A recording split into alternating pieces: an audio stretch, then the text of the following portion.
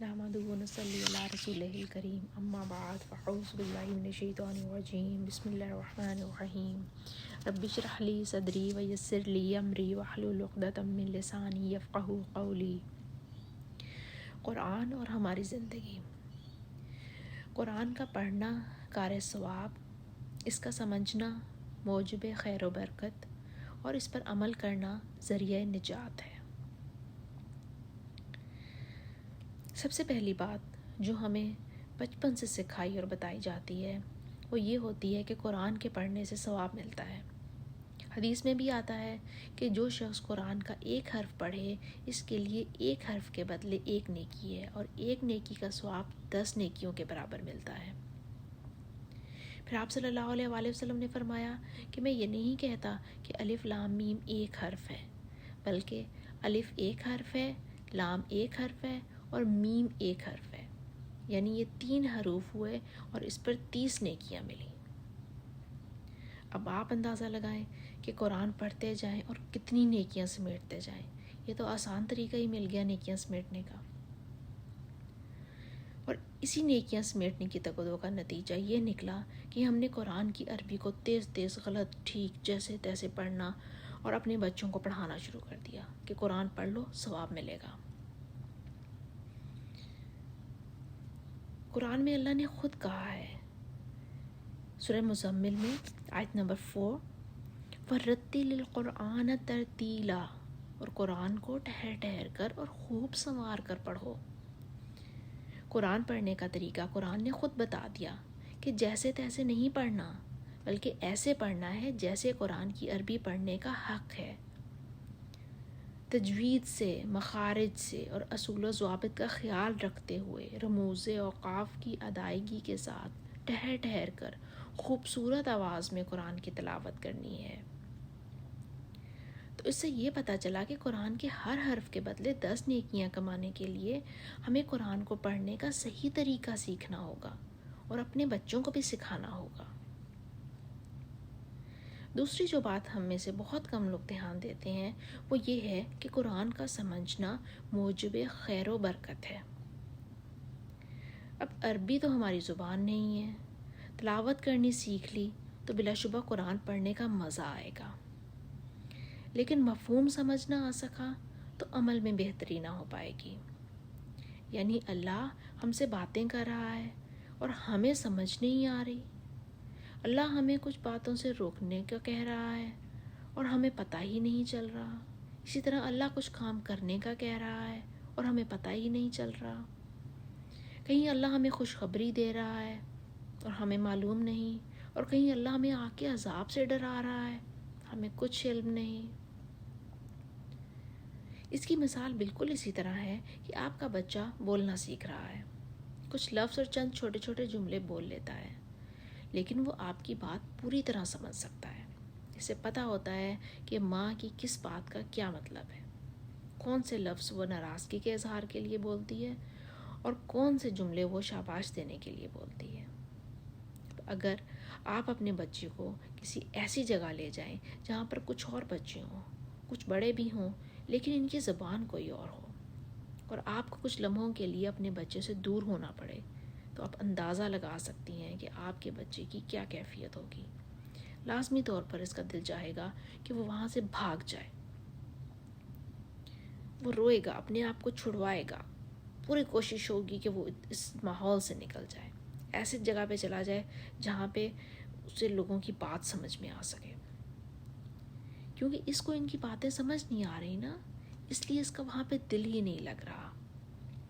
قرآن کے ساتھ ہمارا معاملہ بھی بالکل اسی طرح سے ہی ہے۔ جب قرآن کی بات ہمیں سمجھ نہیں آتی تو ہمارا قرآن میں دل نہیں لگتا اور ہم اس کو تیز تیز پڑھ کر وہاں سے بھاگنے کی کرتے ہیں۔ ہمیں کچھ سمجھ نہیں آتا کہ قرآن ہم سے کیا کہہ رہا ہے، یعنی ہمیں سمجھ ہی نہیں آ رہا کہ اللہ ہم سے کیا کہہ رہا ہے، اور یہ ہمارے دین سے دوری کی سب سے بڑی وجہ ہے۔ ہم قرآن سے دور ہوتے گئے اور ہمیں پتہ ہی نہیں چلا۔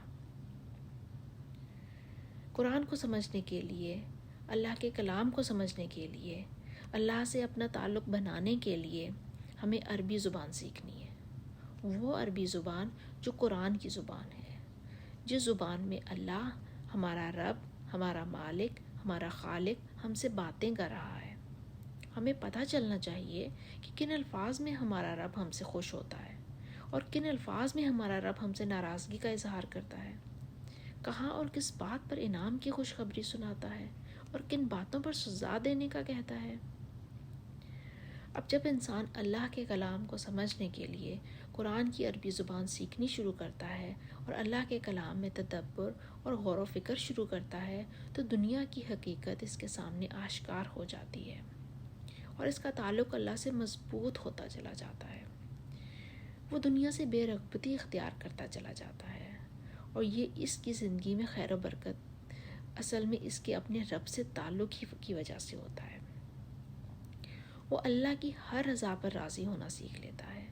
وہ قرآن کا سمجھنا اس کی بہت سی ذہنی الجھنوں کا علاج بن جاتا ہے اور اللہ اس کوشش کے بدلے اسے سکون قلب عطا کرتے ہیں۔ تو انسان کو اس مقام پر سمجھ آتی ہے کہ قرآن کا سمجھنا اس کے لیے خیر و برکت کا باعث بن گیا اور وہ مزید خیر و برکت لینے کے لیے قرآن کی آیات پر اور زیادہ تدبر کرتا ہے، غور و فکر کرتا ہے اور مزید خیر و برکت پاتا چلا جاتا ہے۔ اب تیسری اور بہت اہم چیز یہ ہے کہ اس قرآن پر عمل کرنا باعث نجات ہے۔ قرآن کے صحیح تلفظ سے ادائیگی کے بعد دوسرے مرحلے میں قرآن کو سمجھنے کی کوشش کرنی ہے اور اس کی عربی زبان سیکھنی۔ اس کا اپنی زبان میں ترجمہ بھی پڑھنا سیکھ لیا اور قرآن کی آیات کا مفہوم جاننے کی کوشش بھی کر لی۔ اب تیسرا اور بہت اہم مرحلہ یہ ہے کہ اس قرآن پر عمل کر کے نجات پا سکے، جنت میں جا سکے، دوزخ سے بچ سکے۔ قرآن ایک ضابطہ حیات ہے۔ قرآن میں اللہ نے واضح کر دیا کہ کون سے کام ہم کریں گے تو جنت کے راستے پر گامزن ہو سکتے ہیں اور کون سے کام چھوڑ دیں گے تو دوزخ میں ڈالے جانے سے بچ سکتے ہیں۔ قرآن اصل میں زندگی گزارنے کا ڈھنگ سکھاتا ہے، کون سا کام کب اور کیوں کرنا ہے، کون سی بات کب اور کیسے کرنی ہے، اخلاقیات کا کیا معیار ہے، معاملات کیسے کرنے ہیں۔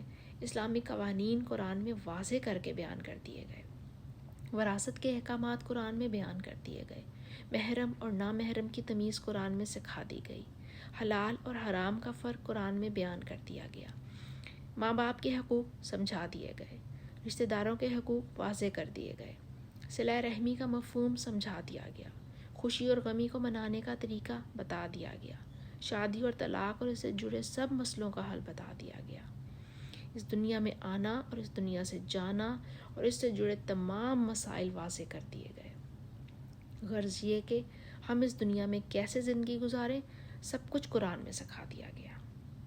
ہمارا کرنے کا کام یہ ہے کہ ہم وہ جو چیزیں سیکھیں قرآن پڑھ کے اس کو اپنے عمل میں لے کر آئیں۔ ہماری نجات صرف اسی صورت میں ممکن ہے اگر ہم قرآن کی تعلیمات پر عمل کر کے اپنی زندگی میں کامیابیاں حاصل کر سکیں اور شکر کے راستے پر چلتے ہوئے جنت میں جا سکیں۔